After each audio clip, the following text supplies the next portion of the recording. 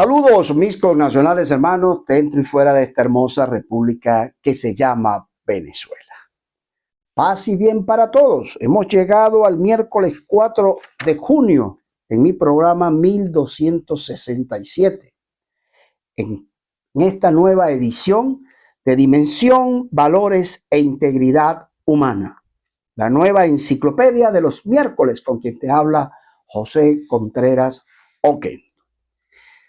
Hoy, en esa contribución al acervo histórico, cultural, económico, social, al crecimiento integral del nuevo venezolano, no puede dejar de estar presente la esencia del legado de grandes hombres que tuvieron una gran visión sobre la Venezuela, sobre la identidad, sobre el nacionalismo y el amor a esta patria. Hoy, cada vez que hago un programa de esta índole, me enorgullece y para mí es un privilegio traer a estos invitados de lujo que marcaron y dejaron grandes huellas y grandes pensadores e intelectuales que lamentablemente hoy muchos han buscado olvidarlos y no tenerlos presentes. Y para poder tener un presente y construir las bases para un futuro, necesitas de ese pasado que dejó y marcó huella y que es importantísimo que los jóvenes, los menos jóvenes, todos los venezolanos de bien tengamos conocimiento desde la verdad, desde la coherencia, de la integridad y sobre todo la lealtad de esta patria, del legado dejado por ellos y que mucha gente incumplió inclusive y no supo darle la lectura de vida a los mensajes, a la vivencia de cada uno de ellos y que parte de lo que hoy estamos viviendo es producto de haber dado la espalda a esos grandes hombres y a sus pensamientos, a sus legados. Y desde aquí busco rescatar esos valores para que te sirvan de base fundamental y no te dejes colar aquellos que ni piensan bien. El tema de hoy, desde Guasina hasta el Helicoide, tema de los presos políticos, repetición cíclica de la historia, lamentablemente no buena, pero que dejó grandes hombres que supieron superar eso y hoy en día su legado no ha muerto y su palabra. Así aspiro que los presos políticos de la actualidad sepan mantenerse firmes porque serán la historia que están construyendo y escribiendo con ellos, con su sufrimiento, para que las nuevas generaciones no permitan que se vuelva a caer o a repetir estos desagradables episodios. Y en segundo punto de esta misma de hoy traigo, ¿qué pasó? Nunca sembramos el petróleo. Ponte cómodo, búscate tu agüita, tu café y no te vayas a apartar ni un segundo de este programa de altura y de otro nivel. Mi productor le pido que me ponga la imagen de el primer invitado, don Guillermo Castillo Bustamante. El segundo será Juan Pablo Pérez Alfonso y el tercero Arturo Urna Prieto. Guillermo Castillo Bustamante. ¿Quién fue Guillermo Castillo Bustamante? Ese que naciera el 25 de junio de 1910 y nos dejara el 6 de octubre de 1974. Casado con Inés Pacheco, músico, compositor y pianista venezolano, autor de más de 300 composiciones, principalmente en el género de boleros, siendo el más conocido internacionalmente el bolero Escríbeme, compuesto en la cárcel de Ciudad Bolívar, allá por los años de 1953, en una prisión política. Esto fue más o menos, ha sido considerado una especie de himno de los presos y una narrativa, un drama importantísimo que voy a leer totalmente a partir de este momento, a través de una joya de libro que narra completamente lo sucedido. Guasina así ocurrió y cesaron los caminos. Una novela, El signo de las sombras de Guasina, relatos de Manuel Vicente Magallanes y del profesor Juvenal Romero, el cual he prometido que en un próximo programa lo traeré a él y toda su obra, porque sobre la dictadura de Pérez Jiménez escribió cosas que inclusive hasta el libro negro que tenía Marcos Pérez Jiménez fue relatado por Juvenal, y gracias a su hija que me hizo yo llegar todos estos libros, gracias por su donación, y hoy pues voy a hacerle honor el próximo programa a su padre, a Juvenal Romero. Ya sabrán quién es él. Pero comienzo con Guillermo Castillo Bustamante. En el tercer y último grupo de 139 de 700 presos políticos en la época, que fueron trasladados a Guasina y luego a la cárcel del Estado Bolívar, de Ciudad Bolívar. En el último grupo, que completó los 700, que era un grupo de 139 de secuestrados políticos, enviados por la Seguridad Nacional de la dictadura al campo de concentración de Guasina, llegó el compositor musical Guillermo Castillo Bustamante. A Castillo Bustamante y su esposa Inés, la dictadura los involucró en un supuesto complot para asesinar a Pérez Jiménez en el mes de abril de 1952. Cualquier parecido a la realidad no es mera coincidencia cuando quieren señalar esta dictadura, venga de derecha o venga de la izquierda, siempre esa mentalidad cruel de creer ver sombras y culpables en cualquiera, siendo hasta inclusive inocentes y solo por pensar distinto. Luego fueron separados e incomunicados. Guillermo remitido a la cárcel de el obispo e Inés a la cárcel de mujeres de San Carlos del estado Cogede. Pero a Castillo Bustamante lo incorporaron al grupo que sería enviado a Guasina. Allí llegó el 25 de julio de 1952. A él lo conocí en la década de los años 40, así refleja Juvenal Rodríguez, el autor de este libro, Juvenal Romero, perdón. Cuando su vinculación de trabajo con mis primos Manuel y Antonio Ramos, integrantes de la orquesta de Luis Alfonso Larray, en los estudios de Radio Caracas, Radio Continente y frecuentemente en encuentros en algunos sitios de reunión de la Caracas de entonces, como la Taberna del Majestic, el Tien Run Río, Pastelería Tricas y entre otras más. Así lo narra don Juvenal, o lo narró don Juvenal Romero. Músico de profesión, era un excelente y sensitivo pianista. Además de ejecutante, fue autor y compositor, arreglista y expresivo poeta, tanto de las letras como de las melodías de sus propias creaciones musicales. Ambos, Guillermo e Inés, fueron víctimas de la ferocidad y ensañamiento de aquel cuerpo represivo de la dictadura del entonces. Muchos artistas de todas las disciplinas fueron humillados en las cámaras de tortura y sometidos a todo género de maltratos. Escritores, pintores, músicos, en fin, de gran cantidad de personajes famosos, exponentes de nuestro mundo artístico y cultural, desfilaron por aquel antro de oprobio. Padecieron crueles vejámenes, incluso por la sola sospecha de haber sido amigo, vecino o conocido de algún militante de Acción Democrática o Partido Comunista. Vicente Emilio Sojo, Alejandro Otero Rodríguez, Inocente Carreño, Osvaldo Trejo, Eda López, Antonio Lauro, Luis Chacón, Darío Lanzini y muchos más supieron de lo que ocurría en aquellos tenebrosos sótanos. Tarea difícil para cualquiera era medir o imaginar el intenso drama, la congoja, la angustia de Castillo Bustamante cuando se encontró una vez más ante la nueva y trágica realidad en una cárcel flotante a bordo de un asqueroso barco de transportar ganado, prisionero en un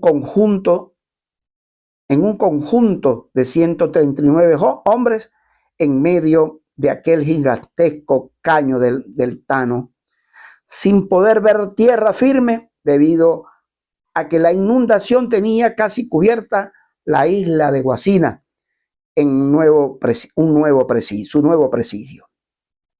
Aquel virtuoso del teclado, de espíritu sencillo y generoso en proporcionar momentos de solaz, alegría y esparcimiento en sus románticas melodías, se encontraba ahora viviendo una esplumante y macabra situación. Testigo y protagonista de la cultura contemporánea del país, en aquel momento también sintió inquietudes que se agitaban en los extractos del quehacer político. Fue por esto que Castillo Bustamante y su esposa se encontraban violentamente arrancados del mundo armonioso, poético y musical, enfrentando esa siniestra realidad que los separó e incomunicó de sus pequeños hijos, familiares y amigos. Cualquier realidad actual no es mera coincidencia con los presos políticos y sus familiares. Allí supo Castillo Bustamante de las cartas que se llevó el río, también de las cartas que jamás llegaron. Allí presenció con los ojos húmedos las más brutales humillaciones y vejámenes del hombre por el hombre.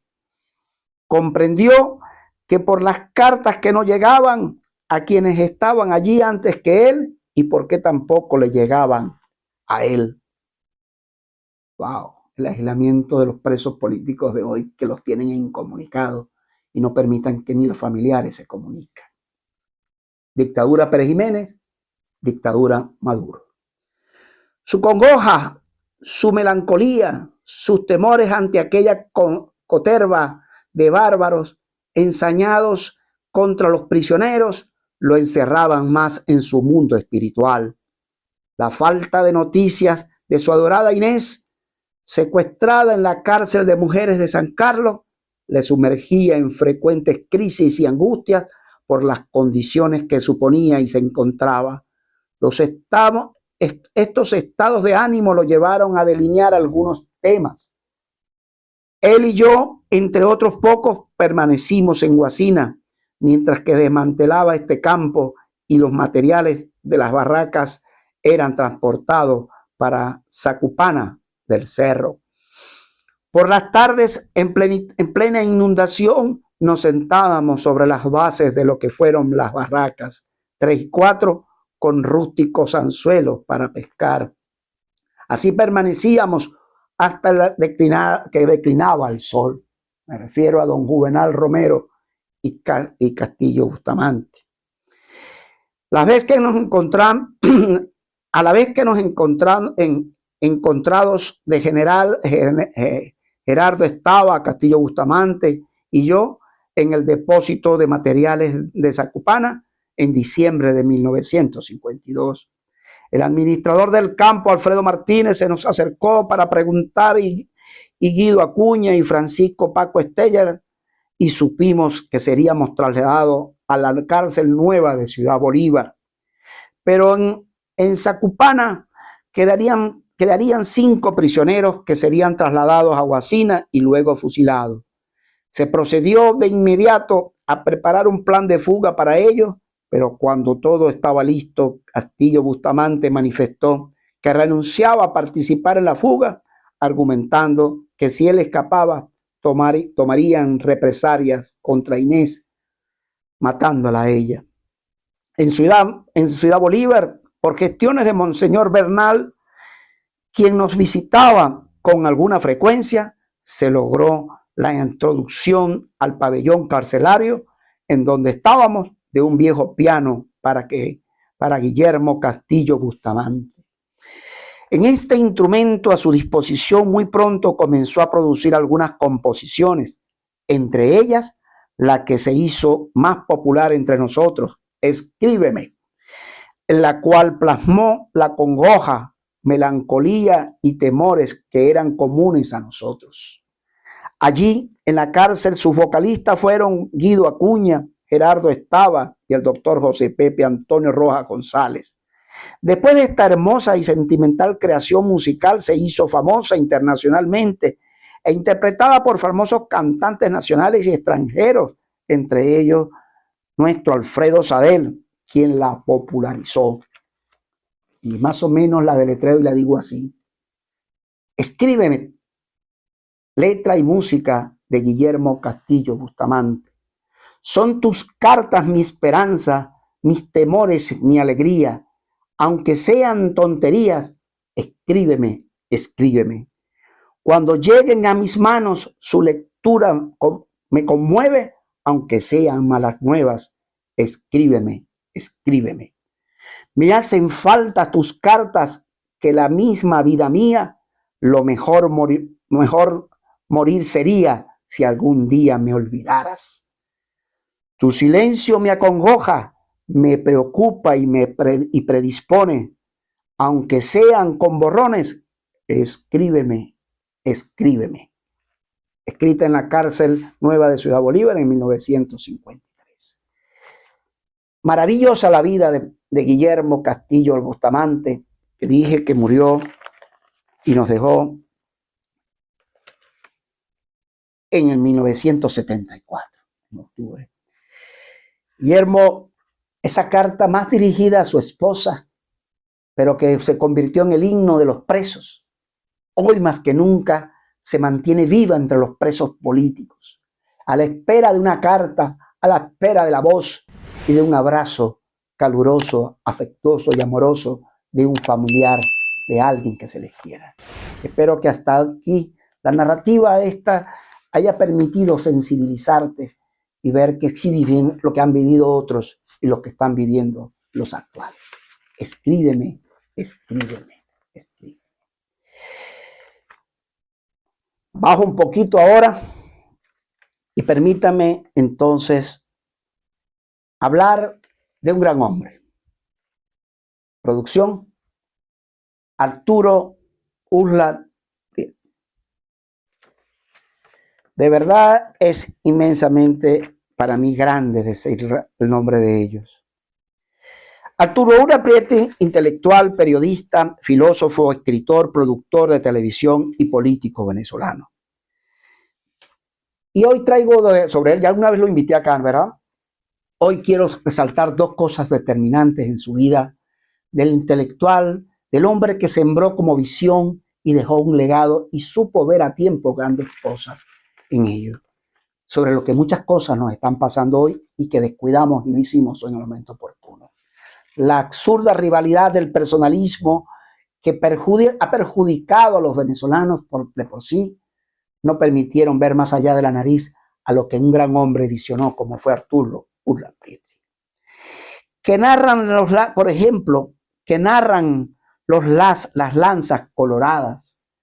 Las lanzas coloradas es una novela del escritor Arturo Uslar Prieto, escrita en París entre 1929 y 1930, publicada en 1931 en Madrid por la editorial Zeus, en la cual relata un episodio de la guerra de independencia de Venezuela, cuando la región del Llano fue asolada por el general realista José Tomás Boves.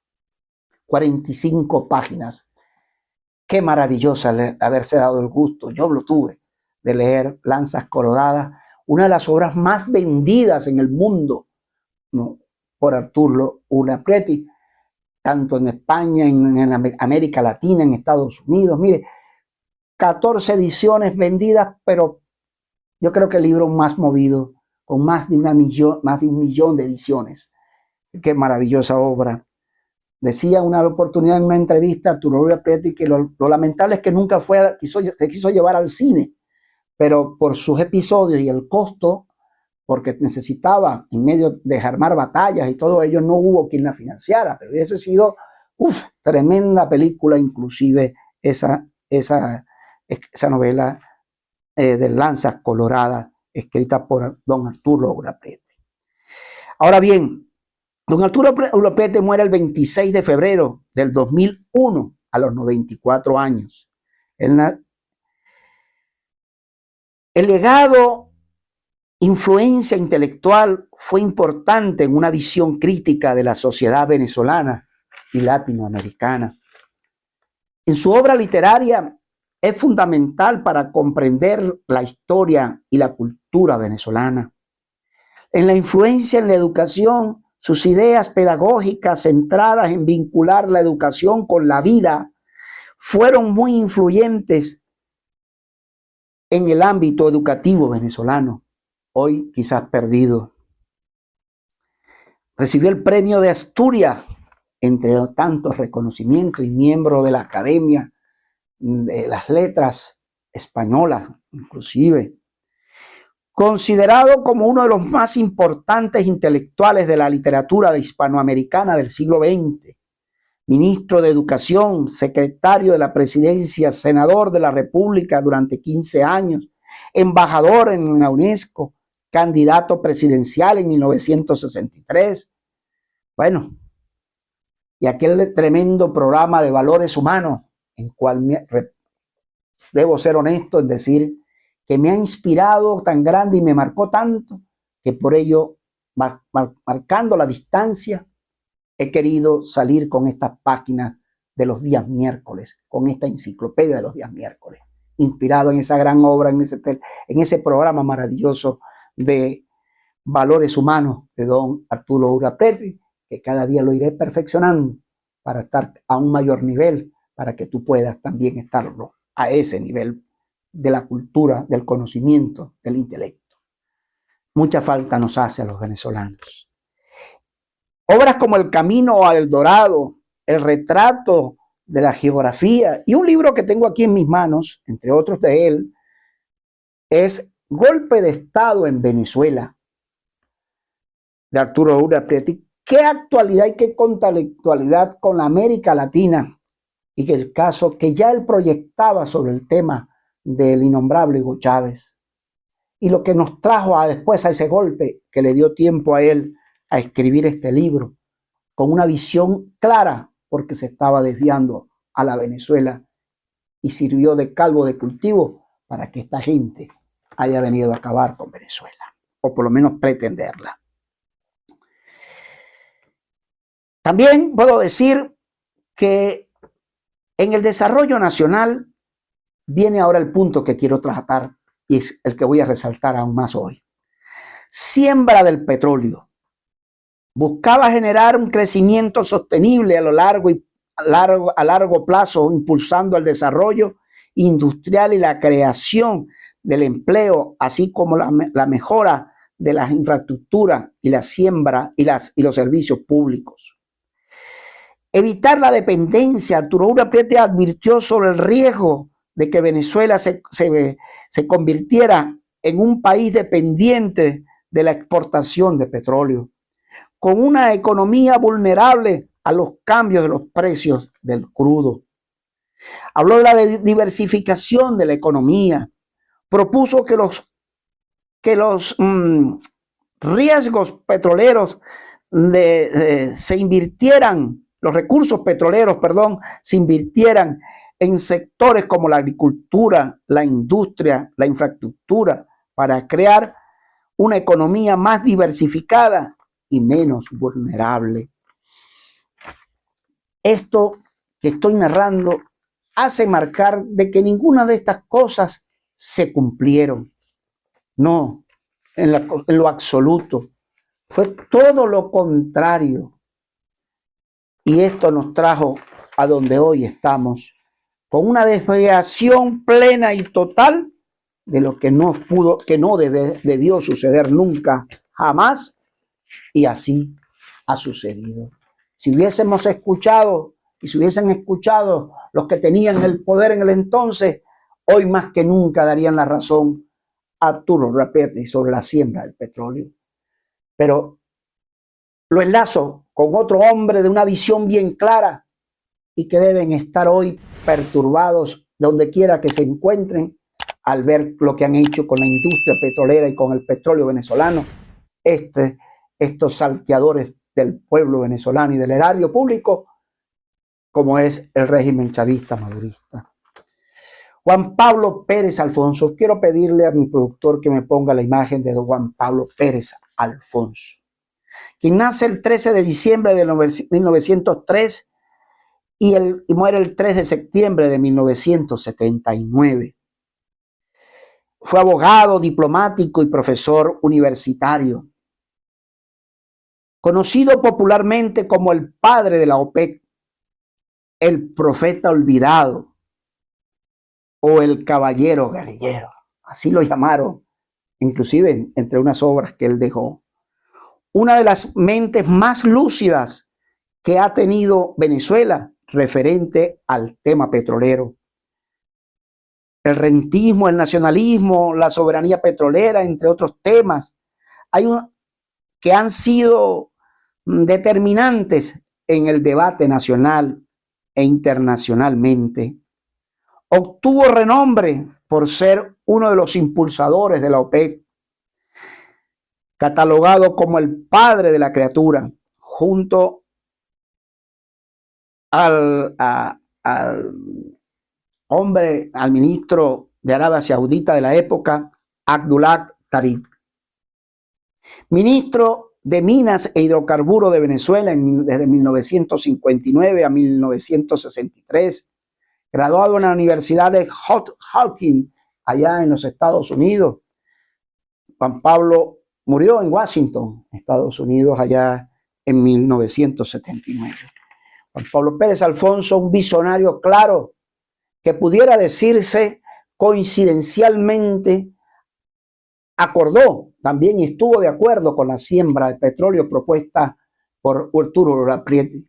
Juan Pablo, uno de los hombres, como dije, una de las mentes más brillantes que ha tenido Venezuela en materia petrolera, supo proyectar y visionar lo que debió haber sido la expansión petrolera, que llegó hasta no solamente a las refinerías, que Venezuela lamentablemente ha perdido a nivel internacional, pero de igualmente como Citgo, que está a punto de perderla, pero las refinerías, como en el caso de Citgo, mejor dicho, o las refinerías de República Dominicana, Aruba, etcétera, que estos la han vendido como les ha dado la gana, pero también como empresas de la expansión petrolera y la visión que tuvieron estos grandes hombres sobre monómeros, que lamentablemente la liquidaron, pues, los falsos opositores de la época de hoy en día.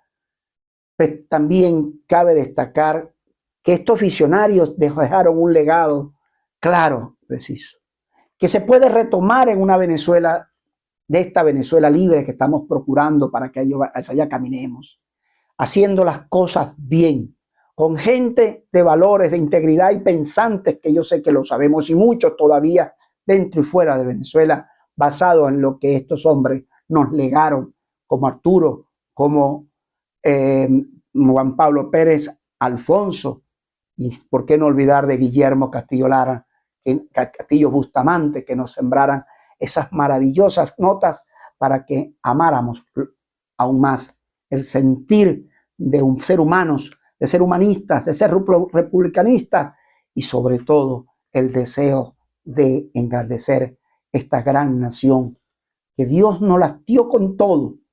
Ahora los responsables de levantarla y sacar el mal que hoy ha ocasionado toda esta hecatombe, pues sacarlo, erradicarlo y empezar a caminar por el camino del bien de la Venezuela de lo posible.